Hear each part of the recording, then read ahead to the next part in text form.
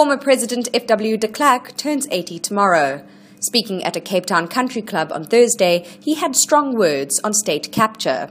After a review of his life, the National Party politician addressed current events in South African politics. Nobel Prize winner de Klerk said corruption has flourished. Under this regime, the floodgates of corruption have been thrown wide open.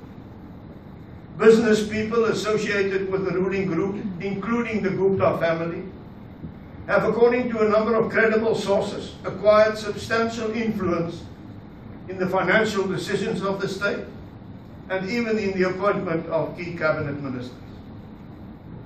As we saw with the dismissal of Minister Nene last year, and as we now observe with the vendetta of the Hawks against Minister Gordhan, these developments are pushing South Africa inexorably closer to a catastrophic downgrade by the ratings agencies.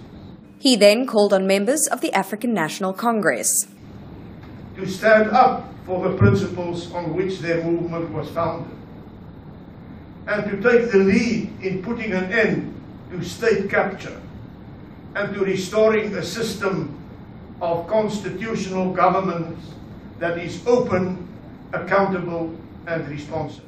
And de Klerk suggested the system of constitutional governance in South Africa had lost its way.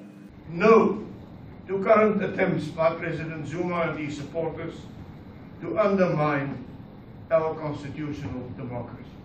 The time has come to draw a line in the sand and say, up to here and no further. Thank you very much.